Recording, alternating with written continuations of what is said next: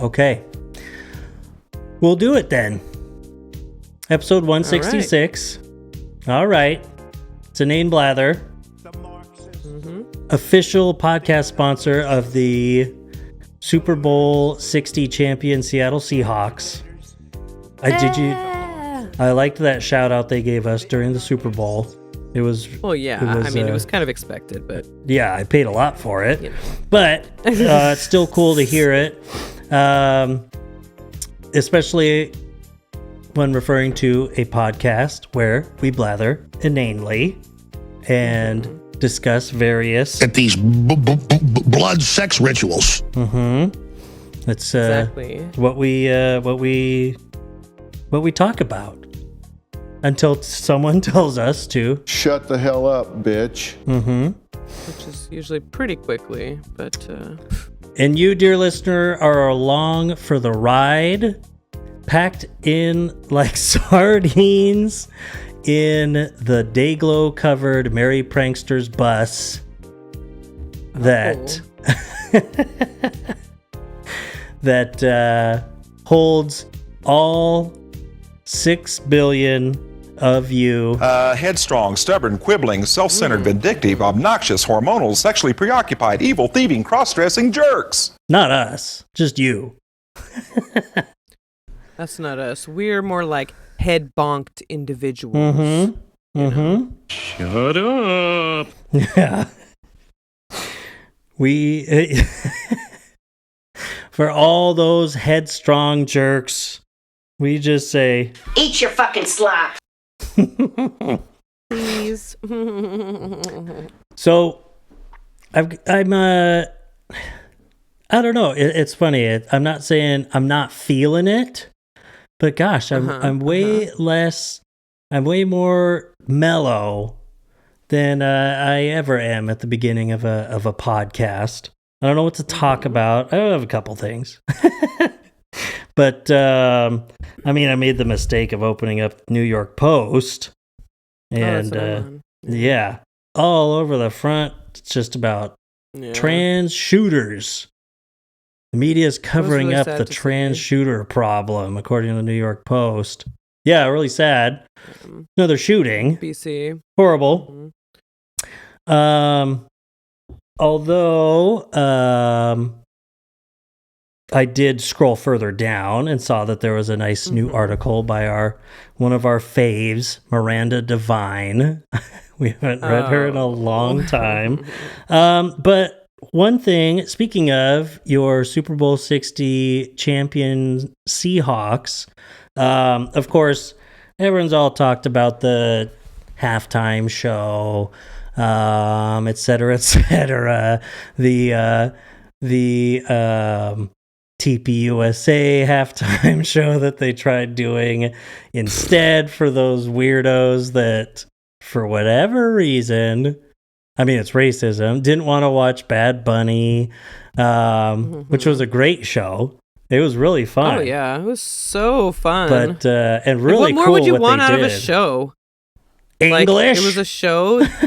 Yeah, I guess. So many people so in comments. The lyrics? Who gives a shit? Yeah. God. So you listen to this kind of music and you're wondering what the lyrics are? Okay. But it's funny. I saw a few Shake your comments ass. from people that were like, wow, now these people get to understand that American music is popular all over the world and what it's like for a lot of other people hearing music in a different language. Hello. It's still good music that they like. Like, what the hell? What, you go back to your opera. Oh, wait, no. Oh, that's in Italian. It's like he just won Best Album of the Year or whatever. It's like he's popular and just like it's popular. Jon Stewart. More people watch the halftime show worldwide than watch the Super Bowl. It peaked at like 140 million viewers. Absolutely wild. It was very, very, very fun. And it's like, but guys, it's just the Super Bowl halftime show. Like I watched the, Jon Stewart is there on Monday nights and he's talking about it. And it just is really like just really, what an embarrassing thing to focus on. Yeah. You know, what like, an embarrassing thing to be upset about. And because they're so fucking triggered victims, like he showed some. I didn't watch the other Super Bowl halftime show, you know, Kid Rock, but I saw some of the highlights. Yeah. But That some of that one guy's so-called song is like, lip-syncing. I just want to feed my dog, drive my truck, dude. And it's like, so fucking do that. No. Everybody, you can do that. That's like not, what are you fucking talking about? What is the next lyric? I just want the Super Bowl halftime show to be in English. It's Yeah. like, you're such a fucking whiner. It's exactly. Get the hell just, out of here, you fucking. it just is. Yeah. It just was so incredibly. I just want to see other like, bumpkins at the Starbucks. The thing about it being in Spanish is truly like, so who fucking cares at all? He won the best album of the year or whatever with that. It's Spanish language. He's incredibly popular. The Super Bowl halftime show is. It was toe tapping. Popular. It's a spectacle. It's popular artists do it. He just won the Grammy. Like, why would it be someone else? Why would it be someone else? He just won fucking album of the year. He's so insanely popular. Yeah. Why would you got the because biggest he doesn't get. speak in English. But yeah, like, he's popular. That's what it's about. It's about a popular. It's like, makes sense for the time. Besides when they did Tom Petty, I was like, this is so boring. I really did not like that Super Bowl halftime show. Well, I mean, whatever. He's a legend. But you know, it's like, you want Lady Gaga. You want people who have put up big albums or huge names, you know, and he's like huge. Yeah, I'm sure name. they were very upset when the Rolling Stones played. They're not American. Oh. Or when the Who They were played. speaking the Queen's English. Yeah, if the Beatles got weren't brought back speaking from the English. dead, are these people going to be upset that they're playing the Super Bowl halftime show? Of course not. Because they could understand it. they're not it's the lyrics. because they're not Hispanic. You know, they're not from Latin America. And it's like he's actually from America, though. Yeah. I mean, he's from Puerto Rico. Mm-hmm. So. Yeah. Unless you're what's her face, that blonde idiot. Megyn Kelly? No, did you ever see Crystal Ball was talking to who was gosh, she was real hot for a second there. She went on the Daily Show years ago. She was a Fox News. Toby Loren. Toby Loren. Yeah, where she was like, "Well, I just don't think he should be American." And Crystal Ball was like, "He's American." He's like, "No, he's from Puerto Rico." Straight up, like talking like that. And Crystal Ball saying, Puerto Rico's part of America, honey." Or she said honey or dear or something like that. It was like, how embarrassing that and you're not only racism and xenophobia comes from a place of stupidity, but then it's like showing how stupid you are because of your racism. Like, your racism is blinding you to everything but ignorance. I don't even know how to put it. It's just so embarrassing. But even me, I mean, I'm not a big fan of most of his music. It's just not my style. I've never really been into reggaeton and Latin dance hall type stuff. And then halfway through the show, it just becomes this absolute like full horn section Cuban music, Latin jazz breakdown. And I was like, I want every Super Bowl halftime show to be this music. When Lady Gaga was singing and they all came together, I was like, I love that music. I mean, I like a lot of Latin music, and it really nailed it. But interesting here. So I was actually, it's funny. The reason I got on this was this morning. It was the rumors of Cardi B and Stefon Diggs breaking up, which I was like, that's hilarious, because he just got. I was like, she needs to leave him for Reek Woolen. For our few listeners that actually follow the Seahawks or watch the Super Bowl, Don't say that name. But Reek Woolen and Stephon Diggs got in an altercation on the sidelines during the game. But yeah. I was like, I didn't even know they were together. I don't follow that stuff, but I was like, that's funny. He loses in the Super Bowl, and then his world famous girlfriend dumps him. That's brutal. But so then I was looking at just Cardi B, and before getting distracted by just going to the images tab, I saw this from AP.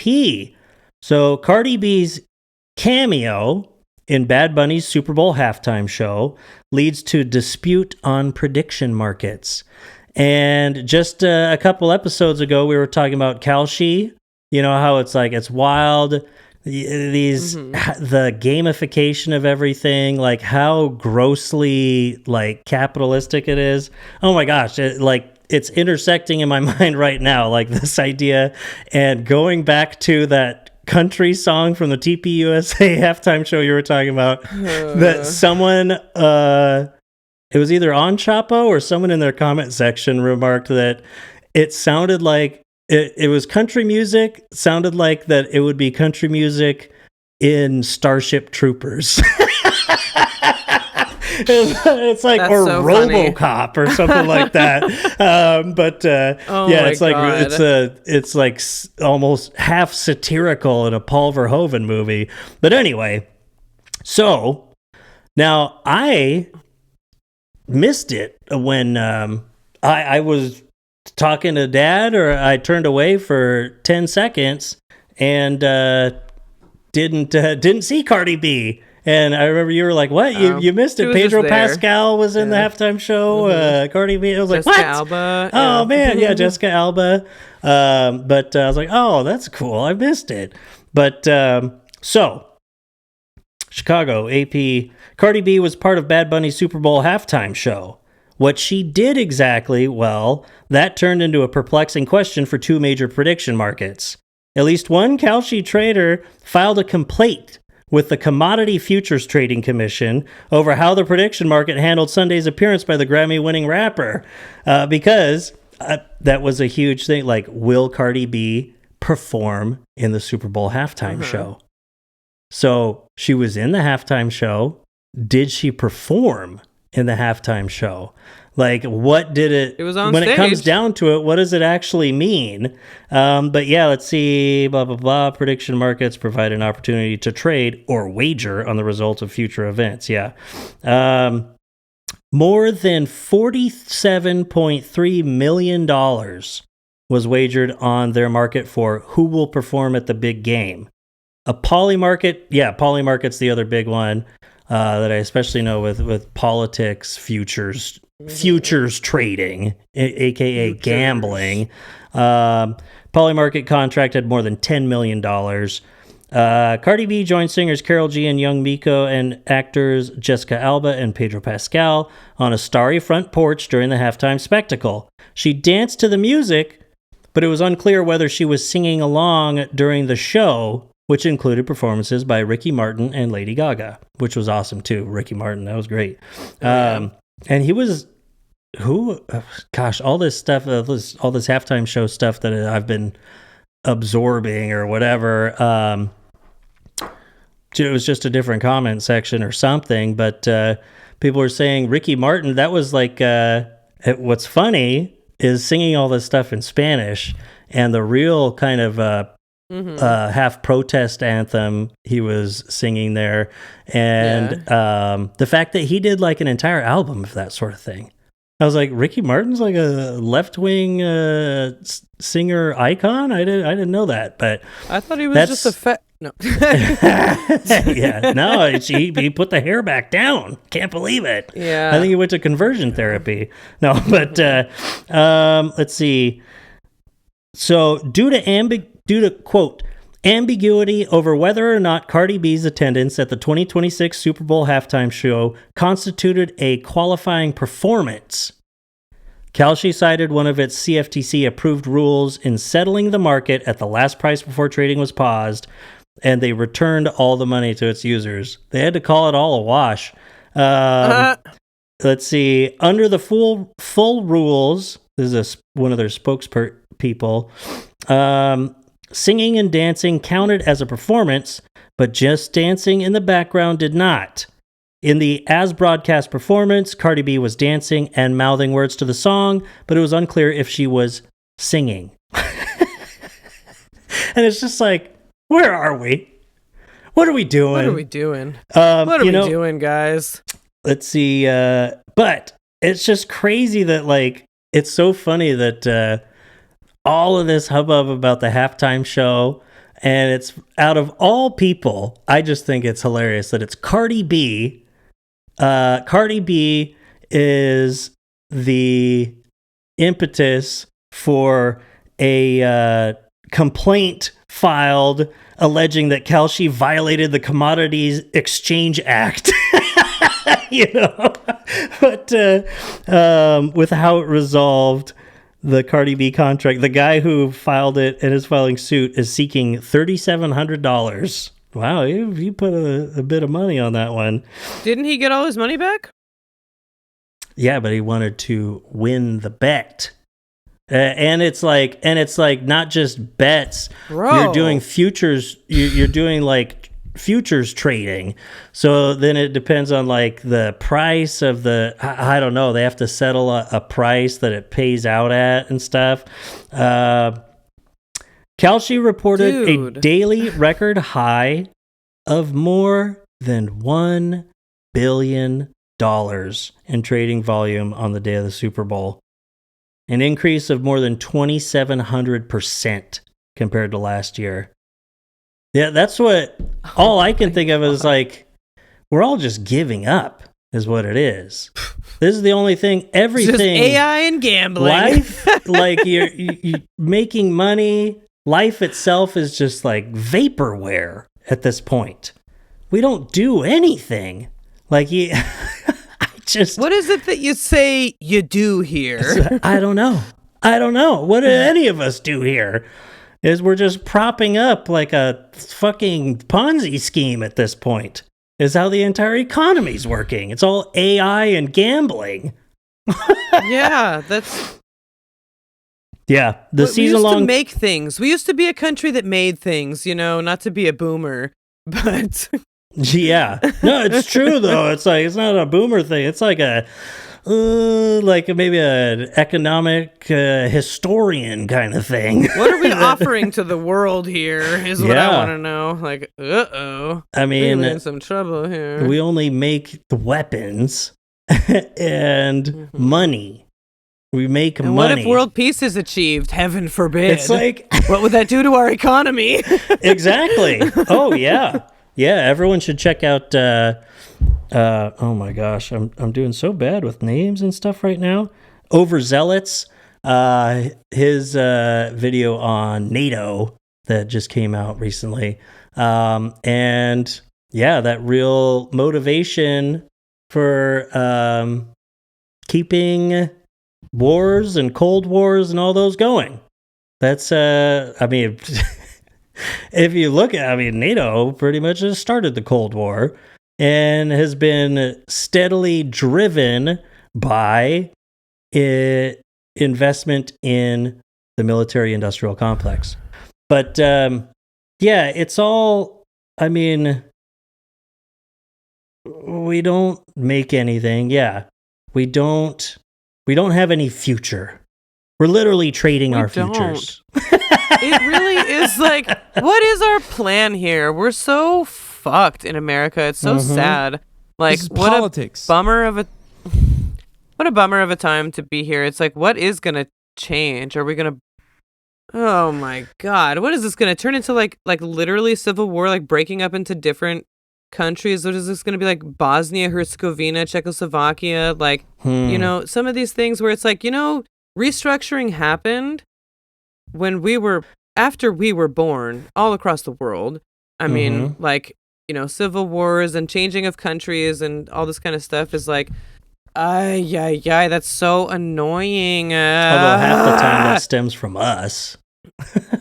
From the United States. Now we're at ground zero. Yeah. Now it's kind of like, that's what I keep thinking is like we're turning those reference. tactics. Okay. turning those tactics onto us, and it's like, I mean, we're the best at it, so this is going to be a tough road for us that want an actual better future instead of just like quarterly stock earnings or whatever. I don't even know if that makes sense. I don't even know what that means, but I just yeah, that go up and down. You're not even gonna have an income. You'll have gains or losses. That reminds me, but people are not giving up. People have not given up. Actually, something happened here in Seattle. Umberto and I went to it, and we both felt like really good. It was the first annual House Our Neighbors State of Social Housing, because we passed that social housing initiative last year. And the city council, they got to announce it last night. Han Sauce? How's Our Neighbors State of Social Housing? Han Sauce. Yeah. So like Han, or HON, that's what people, that's what it's always. Okay. So funny. there's this what got passed, which pretty much it made Katie Wilson run for mayor, was this Prop 1A, which was to fund social housing via the mechanism being a 5% tax on businesses who had, for the employees that made over $1 million. This is a payroll tax. So this is like, people are making that's their income. This is not stock options or whatever. It's like straight up their income. It's not wealth. So the city council came. Income. This is what happened with Jumpstart Tax 2, is they had a certain thing in mind. And then when they actually start collecting this tax, it's way more. It's $115 million to start funding the social housing project this year. They're saying this year they will have people in social housing, which means that people who live in those will never pay more than 30% of their income towards their rent. In perpetuity, it is owned by the public. It is run like, it will have like renters councils. Like they'll have, it's just like, because that's the only way you can have rent control in Washington, is if it's public housing. It's amazing. You know, there's been this Vienna model that they've like studied a lot, and it was just really inspiring. Katie Wilson spoke, like she decided that day, Prop 1A, it was overwhelming majority. It was like 60% approved of that mechanism. She decided that day to run for mayor because she was like, the city is ready for this. And Bruce Harrell good. Supported Prop 1B, which was like using something else. It was like, it was like not a tax on the wealthy in the same, you know, like it was like, we like this, but it would have ended up in more regressive taxes to fund it or whatever. So it just showed he didn't know shit about what people wanted. And it was like, okay, Seattle wants to do something progressive. And so it was just really, it was like, shit, that's $115 million by a little tax on people who make their paychecks total $1 million or more a year. That's fucking insane, you know, or I mean, just like income that they get, you know, things that they have to claim as income without a doubt. Exactly. We don't have a state income tax. This is not stock options. This is not house. It's not people who own this. It's like you make that much every single year. And if you make that much every year, you have way more than that, and you're not paying taxes on it. I'll tell you that much. You're making $1 million a year. Income? I don't even know what that means. What does that even mean? Reality. Not a false You're human making illusion. Making like how much a month? It's like I don't even get it. I don't even get what that means. Like it's a 1/12 of a million. I'm making $90,000 a month or whatever. Like, I don't get it. Like, what is that? Where does that crazy go? It goes into money, into vapor. I don't know. Into it goes the ether. Into AI investments. It goes into my like Polymarket account, and I'm pissed about Cardi B. That car dib was mouthing along. She was mouthing. She was mouthing. My you know she does. That's a performance. She was on stage. But it was really exciting. It was really actually like nice. That was like fuck yeah.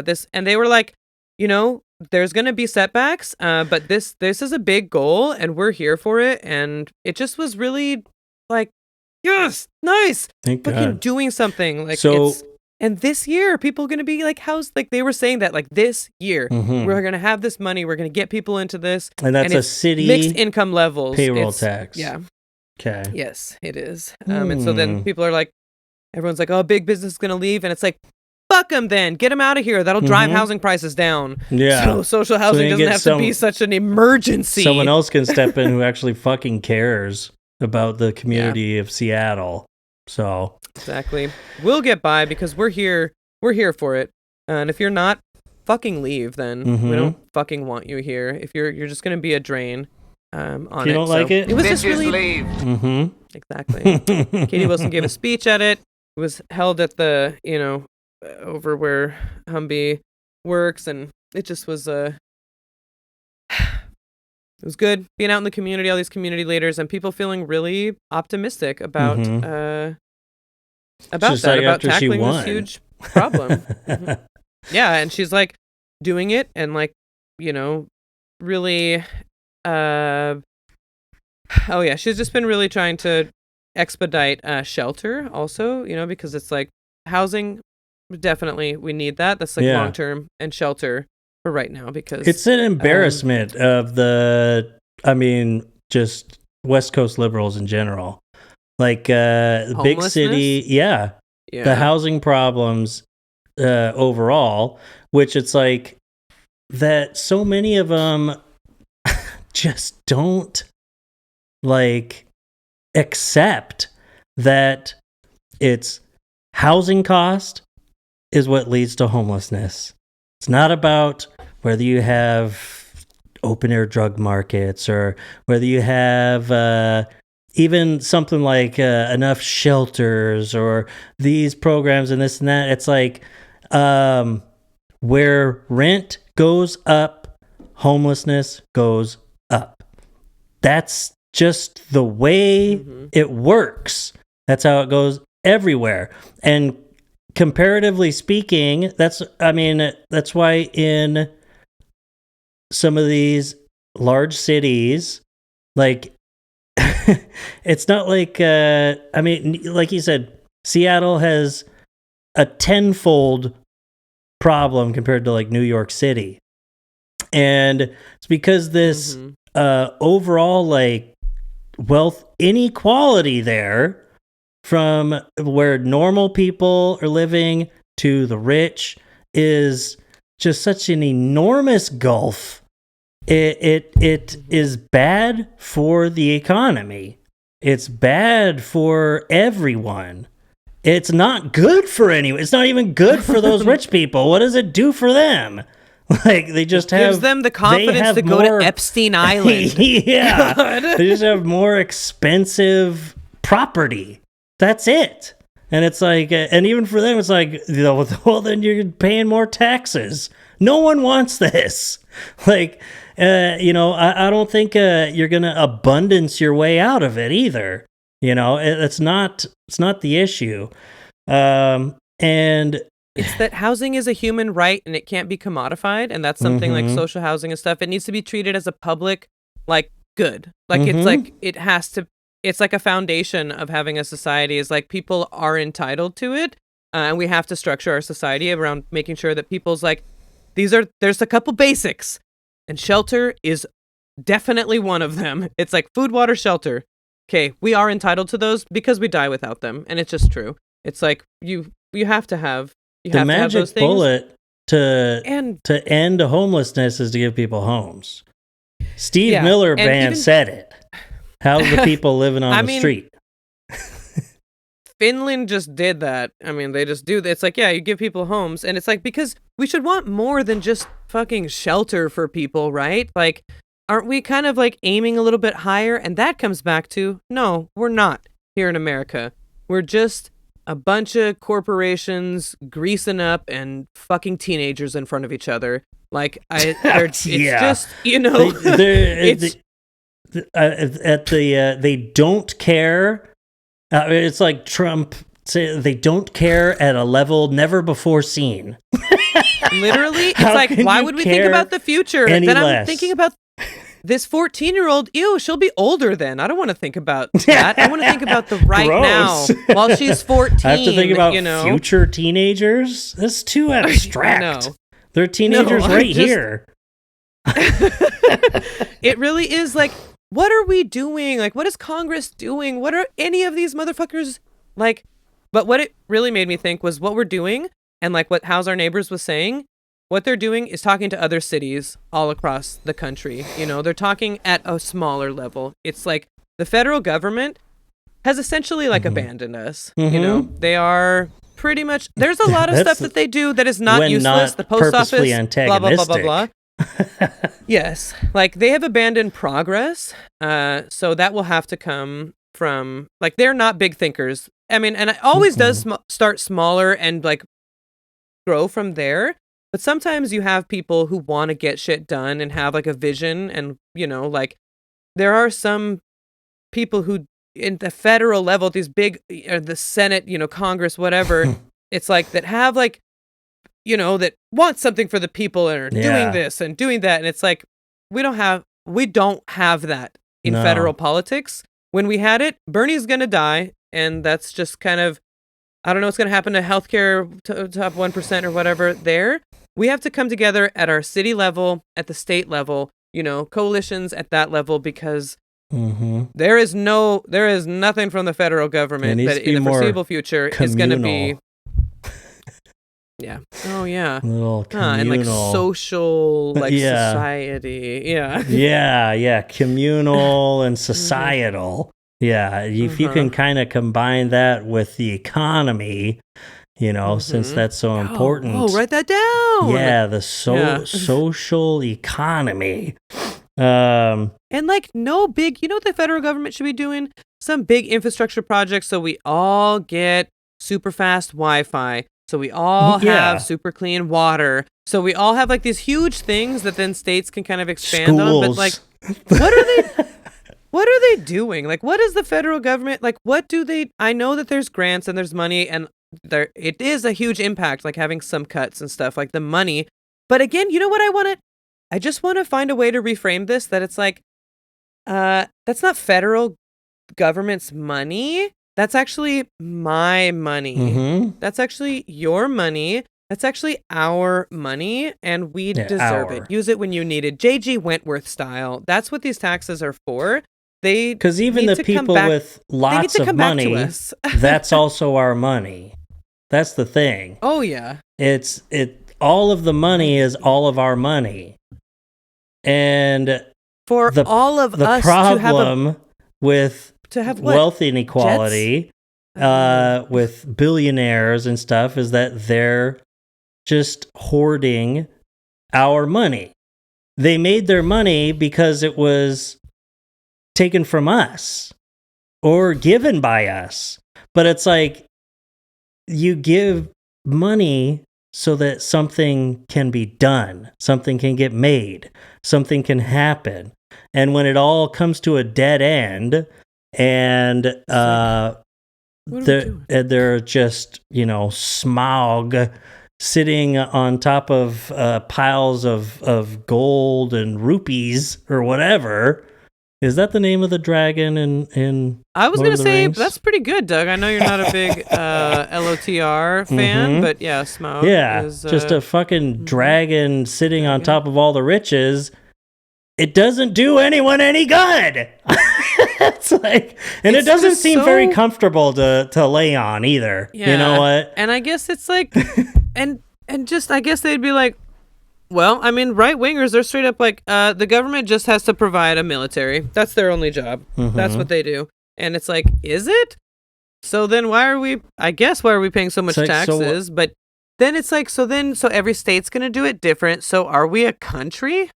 No. Or not? It's not even states. I mean, if you're like, what would I don't even understand where that logic comes from.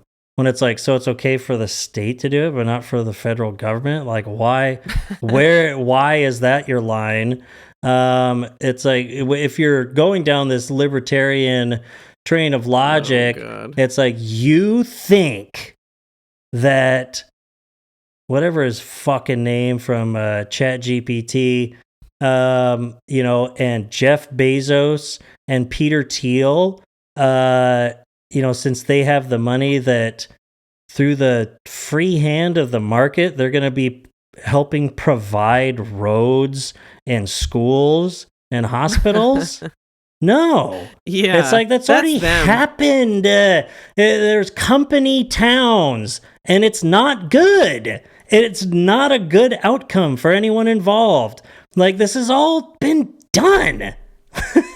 It's like, why is your line there even? Why don't you just want to go back to having a monarchy and serfdom?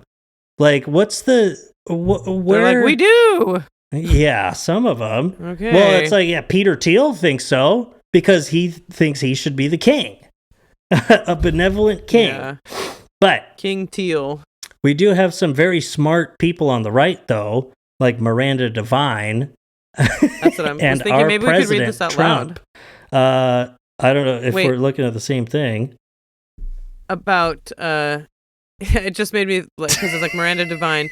Trump debunking Al Gore's climate fears has made the world a better place. But I read it. I knew what it said, but it made me laugh to think Trump debunking AI Gores is what it looks AI like. Gores? Like, yeah. He's just sitting on his phone, like, in comment sections, like, nope, actually, and talking to some fucking AI post that's really just selling a subscription service. But, yeah, so... Trump debunking Al Gore's climate fears has made the world a better place. Mm-hmm. What a claim. Not only that he has debunked anything, but that just the president debunking, accepted science is making the world a better place. Al Gore's climate fears. Yeah, exactly. It's very specific. Yeah. The picture that he has, he's speaking at a podium with like 30 flags behind him. Like 8 flags. But it says, President Trump delivers remark at the Champion of Coal event in the White House East Room. I'm like, oh, yeah, this isn't like... Man, I missed out on that. The Champion of Coal event. Champion of Coal. So, the cock. COC. Yeah. Ding dong, the climate hoax is dead. 20 years after Al Gore's apocalyptic movie An Inconvenient Truth, the Trump administration has put the final nail in the coffin of the lie that scared a generation into believing the planet was about to explode in flames if they kept using fossil fuels. In what the White House calls the largest deregulatory action in American history, the EPA on Thursday will repeal an Obama-era proclamation that has mandated greenhouse gas regulations for 17 years. Oh, God. As I'm reading this, I had kind of skimmed through it, and now I'm just like, it's kind of hitting me. The 2009 endangerment finding had been the primary climate handbrake of American industry, forming the legal justification for increasingly punitive greenhouse gas regulations. Rescinding it would, quote, save the American people $1.3 trillion in crushing regulations, White House Press Secretary Caroline Leavitt said this week, with the EPA projecting an average savings of $2,400 per vehicle and further savings on farm machinery, soon to be freed from the complex extra circuitry required to restrict emissions. Savings of $2,400. And if you think that we're going to see that in the sticker price, like, I don't even have a bridge to sell you. I just want to dunk your fucking head in a toilet. Until you no longer need to use the toilet anymore. I want to throw you off a bridge. Yeah. That is it's like in a landlocked area. Yeah. All that would do is just give the manufacturer more money. And it's like, it's like, and if you think that's a good thing, it's because if you think that's a good thing for the American people, as Caroline Leavitt says, are you just straight up telling me you believe in trickle down economics or something? Supply side economics? We were somehow having a discussion about that, Dad and I, during the Super Bowl. I remember. And the Laffer curve and stuff like that, and how it's just something that, like, you talk about, well, I'm going to repeal these regulations. It's the same thing as saying I'm going to lower taxes on these corporations. I'm going to repeal these regulations that cost them money. And it's like... And they'll lower their prices or No. pay their employees more. I'm so sure. Yeah, exactly. Like, were you born They've yesterday? said they won't. They straight up said they won't do that. They like have during a COVID era or whatever it fiduciary was, responsibility to not do that. They're pathetic. So it says, it will also end Joe Biden's enforced transition to electric vehicles by 2030. Yay! Exclamation point. Yay! I just saw that. These That's so writers. ridiculous. Oh It's my about God. time that common sense returned to energy policy. During the Yeah. recent bone-chilling That's what winter you storm need that hit... with complex, science converging with politics and energy policy is you need common sense. You need common sense. The fuck does that even mean in this context?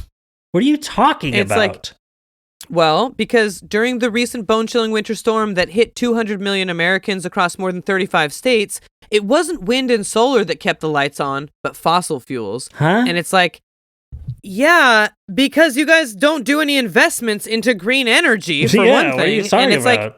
like, yeah, that's how... It's like, we're trying to move away from that, bitch. We know that that's what we rely on. That's what this whole conversation is about, you Yeah. fucking idiot. A So, couple years ago, so- we had bone-chilling, horrific temperatures here where I live, all across Washington. And you know what kept our heat and lights on? Hydroelectricity and nuclear. Hydroelectricity. So we don't have Nuclear. fossil fuels. I mean, we got But natural gas. Not everyone but can do those kinds of things, but it's like, yeah, but that doesn't mean anything. It's like, Yeah. so we use fossil fuels. bad So you're saying logic. we use fossil fuels? Okay, we know. That's what we're Yeah. talking about. That's what Glad you're on board with that. I'm glad that's an argument for you that we use fossil fuels. I don't know. But While according to everyone the else was Florida- driving an electric car, you know what I drove to work? My Volkswagen Jetta. Okay. it's like, That's what you always Great. drive. Who gives a fuck? huh?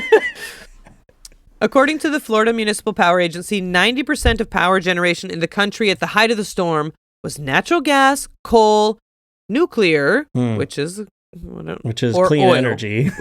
which is clean energy. Cheap, abundant energy fueled America's prosperity, but charlatans citing pseudoscience have conspired to send us back to the dark ages with hyperbolic predictions that keep falling apart. Name As one. we keep sailing past the various doomsday deadlines set by the climate shucksters from Gore to Greta Thunberg, the public has been waking up to the hoax. A Gallup poll found in 2024 only 2% of Americans cite climate change or the environment as their main concern. So right there, I want to say, yeah, because most people Okay. say it's the fucking economy, Yeah. that we're like all drowning in debt and stuff. So it's like maybe people are just like not able to really think about that as their number one top priority when they can't afford their fucking groceries or housing. It's a little bit harder to like name that as your top, but it's probably in the top couple. So that's like misleading anyways, but it's like, yeah, things are really difficult out here. And there's like things like,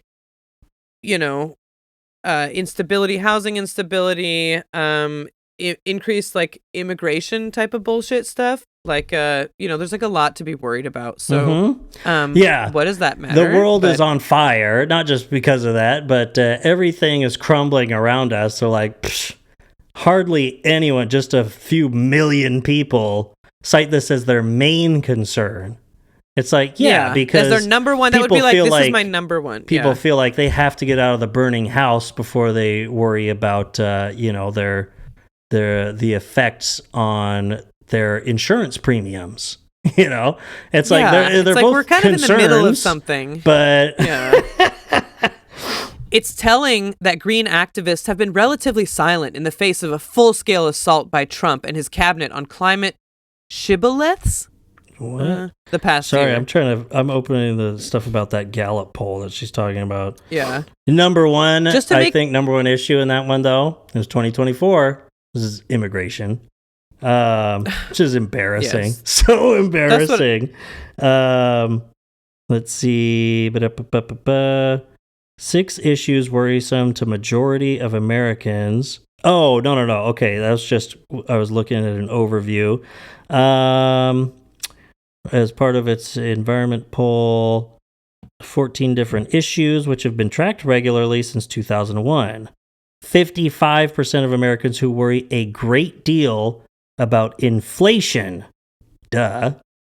Yeah, like the cost of things. Concerned about 5 other domestic issues: crime and violence, 53%, hunger and homelessness, 52%, Yes. the economy, which is just another thing because that's So it's all of those things. Yeah. the availability and affordability of health care, and federal spending and the budget deficit, nerds.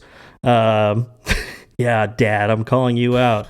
Let's see. so Another lame. 4 issues highly concerning to less than half, but at least 4 in 10 Americans: illegal immigration, drug use, Social Security, and the possibility of future terrorist attacks in the U.S. Oh God, America's so embarrassing. But it's like those things, like illegal immigration, crime and violence, terrorist attacks. It's just, I mean, it's swayed so heavily by media coverage. That's what happened. Like, Totally. I mean, I was saying when we were going through election stuff, campaign season 2024, it's like, it's on them. They, like, the politicians who make it part of their campaigns and the media that covers it, it's not some grand conspiracy theory. They run the narrative there. Like, if you talked about illegal immigration, like, not at all, literally 20% of Americans would be concerned about it. It seriously wouldn't even cross people's minds, except for those, those like pretty good block of Americans are just fucking racist, I mean, that definitely That's a happens. pretty good block there, because too. there's Yeah. people that have been on this whole illegal immigrant thing for 30 years, that's for sure. But it doesn't matter what's going on. But when the Democratic Party shifts from 2020 saying we should give amnesty to every single fucking immigrant in the United States to 2024 saying we're going to kill them all as soon as they show up, try us, Trump. It's like, yeah, then that's reflected in how the American public sees it. And it's like, why do you think only 2% of Americans are worried about, as their top concern, things like climate change? Number one, because it's a long-term thing that is just guaranteed not going to be a top concern for most people. It's too abstract. It's straight up. There's literally science that shows it's hard for us. It's hard for humans to really, as a whole species, really understand the impact of something like climate change on us. Let alone, it's like we're only so capable. Yeah, let alone so those that's a real bummer. Absolute dinguses like these conservatives that without antagonists. Well, I mean, or the people that literally for anything don't consider it until it personally happens to them. You got people in Congress, well, gosh, I didn't think this abortion bill was going to do anything. And then this girl got raped and she had to have a baby. And it's like, I didn't think that. I never thought of that. Yeah. Oh, man. And then my daughter had to go, even though people had told an ectopic pregnancy. And it's like, yeah, exactly. So you ask people like that to try to wrap their heads around, doing things for the future 100 years of not just America, but the world. It's not happening, But yeah, for worried a great deal, it was inflation, crime, hunger and homelessness, the economy, healthcare. That's the top 5. It's like, well, no shit. Climate change was near the bottom. Okay, so you get back to it because I want to hear some of this debunking. God, America. But all right. So Biden and the radical left wanted to abolish coal. Mm-hmm. Yeah. Just to make sure the greenies completely lose their mind, President Trump was crowned the inaugural, quote, undisputed champion of coal by the Washington Coal Club Wednesday in an event promoted by the White House as an unabashed celebration of the fossil fuel most demonized by climate alarmists. Crowned, quote, clean, beautiful. Crowned the champion of coal. It's like you're like undisputed. The antagonist against Santa Claus in a fucking bad movie. Like you're the evil I'm the coal champion guy of coal. who wants to take everyone's presents away. He says, clean, everyone beautiful will have coal. Yeah. America's most reliable and affordable energy source. And it's like, so you ever heard of like London in like the Charles Dickens times, when it was like this disgusting soot-filled covered city with like coal burning everywhere? It's like a gross, nasty. You ever hear of Shanghai 15 years ago? It's like, no, he hasn't. But he's heard of Charles Dickens probably. Yeah. But think about Oliver Twist, sir. It's like China just went through this, and it's one of those things where they're like, well, we're talking about climate change, but in China they have all this coal and stuff like that. It's like, they did huge strides, and they made huge strides, and now they're moving away from it. And people in the actual industrial cities, because of the way that they're set up, totally different in the United States, but like the real industrial cities and places with coal plants, like you would get off of it would only take 18 hours, a shift of work over there. But you get off of your 14-hour shift, and your car that was parked there would be covered in smoggy dust every single day. Like, and I mean, people get cancer and all of this stuff. And it's like, it's just, talk about common sense. You were talking about common sense and energy policy. Just having coal everywhere. You can just, like you said, you could just walk out like it was London, covered it. I mean, when they take away all these regulations for cars, it's going to be smog everywhere. It's like, how bad LA is already? Like, how much worse it was 50 years ago. So Do you bad.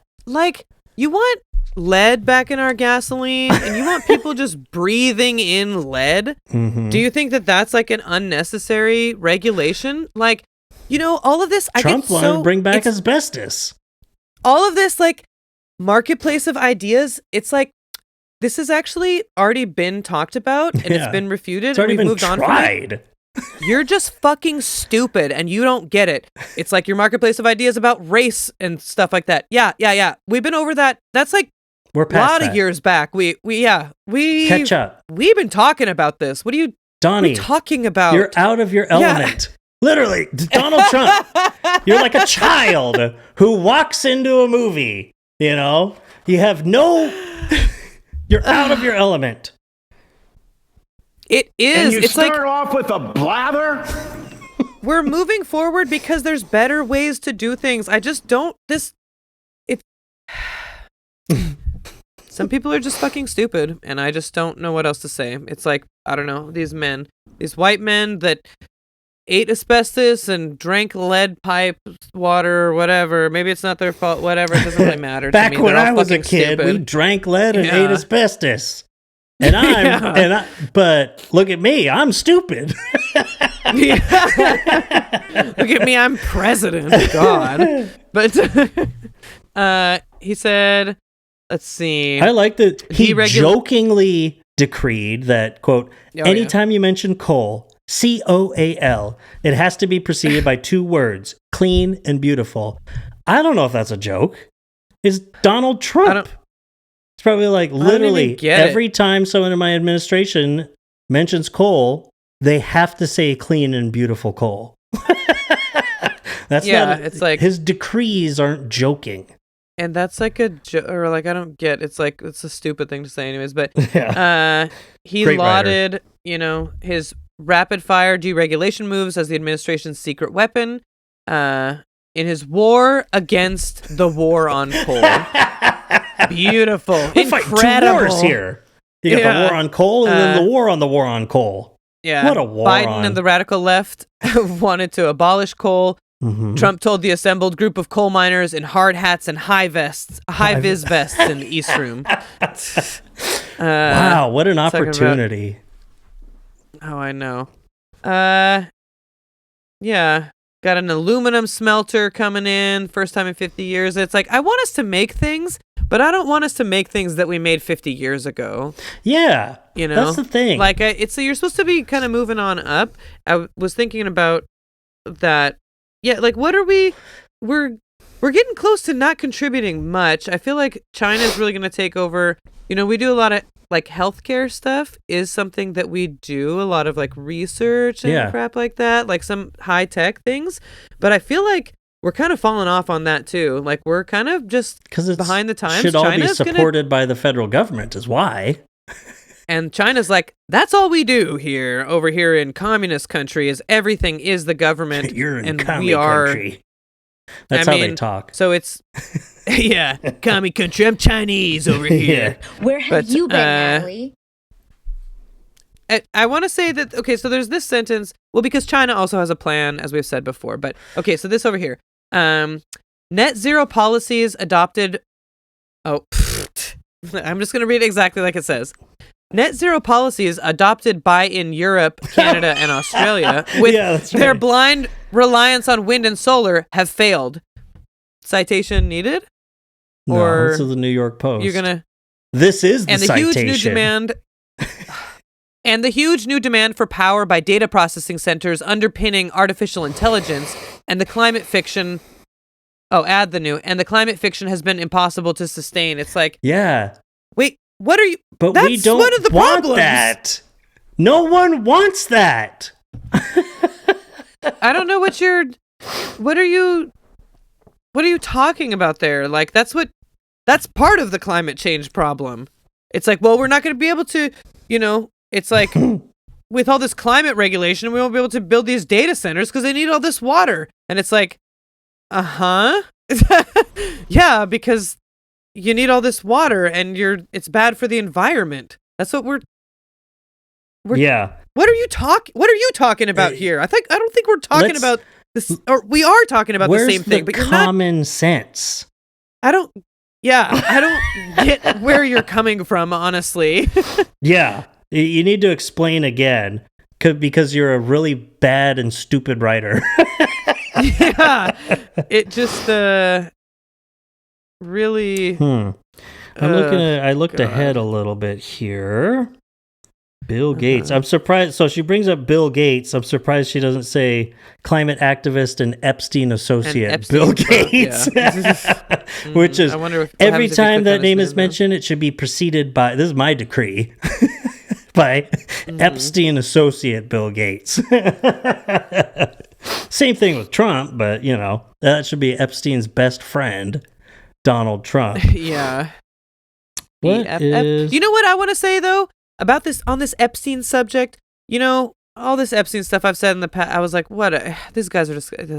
You know what I want to pop off more? I want to get it circulating back around the internet, is, even though it doesn't matter, because I knew it wouldn't to Trump supporters, when he sees, like, he's in this files where the girls are getting fingered in front of these men and they're 13 years old. It's all this disgusting, absolute... Wow, it's so fucking gross. Yeah. It's so fucking gross. There's that video of him saying, my daughter has nice legs. We'll see when she grows up if she's like her mother, like talking about her boobs, talking about Tiffany, and she's 1 year old. She's 1 year old. And I feel like that just didn't get enough media attention to be like, look, like, woo, woo, woo, yeah. woo, He's woo. just a like creepy old disgusting pervert. He's talking about his 1 year old daughter. daughter's legs and tits. God. I know. It's like, what are you...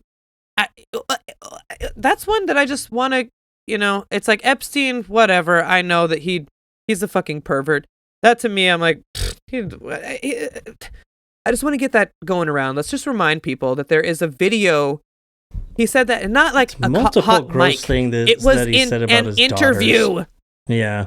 Yeah. I mean, if I'd be dating her, whatever, or Teen USA, look at their bodies. I'd go into their whatever dressing rooms. So right back in 2018, all that, but at the job that I was working, and these guys, like Trump or whatever, and then bringing it up to me, they'd be like, "What? And you don't like Trump? What do you mean?" and stuff. And well, you like Hillary? And I was like, "No, that's hilarious. So not really at all." But he's like, "Well, why don't you like Trump?" And my response that would always work then, because it was more in the zeitgeist, was, I have daughters. I would never support Trump. And I was like, do you want him to grab your daughter by the pussy? And all the guys, they're like, yeah. And the other guys were like, "Whoa, well, I was like, not me. Sorry. I'm a good dad. No thanks." And that ends the conversation. Yeah. It's like, no. It's like, I would never let my daughter around a pedophile. Would you? Yeah. It's like, and if you would, I wouldn't let my daughter around you, motherfucker. Yeah. So I'm not going to vote for him. You crazy? Vote for him to be in charge of all of the everyone's people. Daughters. No, thanks. Foxes in the hen house, man. I just, all of this, all these perverts, God. Means these people are perverts. Yeah, billionaire activist Bill Gates has renounced climate alarm, declaring quietly last October, which is funny. Declaring quietly, he did it in his, this quote is from his, newsletter blog thing that he puts out. That climate change, quote, will not lead to humanity's demise, unquote. And, quote, the global temperature doesn't tell us anything about the quality of people's lives, unquote. Mm-hmm. Yeah, wait a minute. Thanks, Let's look at those quotes again.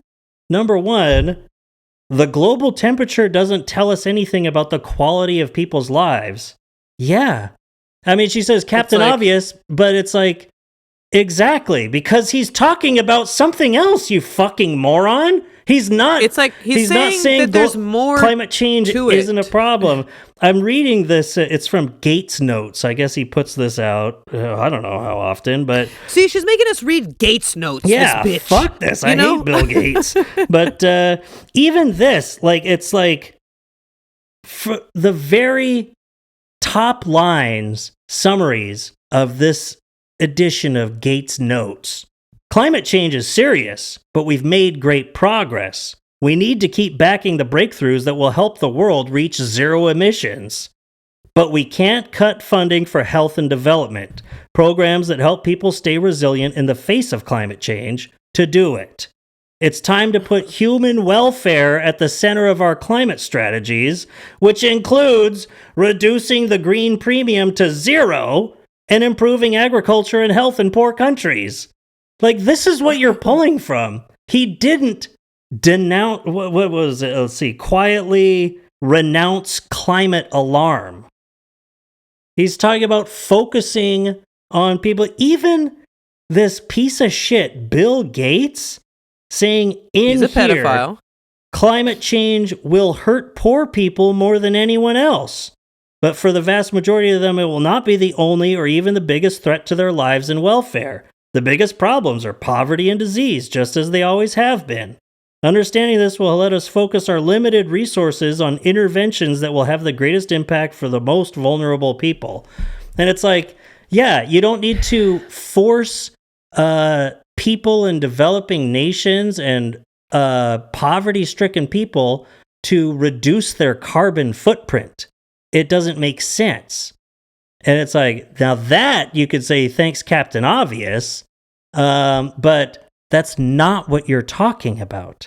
It's literally the opposite of what your article is about. That's what I mean. All of this, it's like, do you know what you're saying? You don't. It's like, doesn't say anything about their state of, or their whatever, the global temperature doesn't say anything about people's lives. And it's like, what is that? Yeah, go on with that. What are you trying to say? What are you trying to say by including this in your stupid opinion piece? What does that mean to you? What do you think he's saying? That it doesn't matter what the global temperature is, it won't have an impact on people's lives? Because it seems like that's what you're trying to say, and that's fucking stupid. And that's not what climate activist and Jeffrey Epstein associate Bill Gates said. He didn't say global temperature doesn't matter because it doesn't have an immediate impact on people's lives. Yeah. It doesn't tell you about how people... It doesn't... Other things tell you about that. You don't go to that to know about people's lives. You don't go to that to know about temperature. I didn't even scroll down one more paragraph in bold on Gates' notes. To be clear, climate change is a very important problem. It needs to be solved, along with other problems like malaria and malnutrition, something that... Whatever you say about Bill Gates, I guess that's been his foundation's focus for a long time, is malaria. Every tenth of a degree of heating that we prevent is hugely beneficial because a stable climate makes it easier to improve people's lives. This is what you're referencing, Miranda. Yeah. Invite her on the show. I want to invite her on the show. Be like, bitch, let's talk about this article in particular. You're a bad writer. Yeah. You're a bad writer, and I think you're kind of stupid. So we need to get into the Substack game. So at least have something that's like, no, fuck you. I could write just as bad, just as good as that. Because I can. I don't want to. Yeah. It's probably good for me.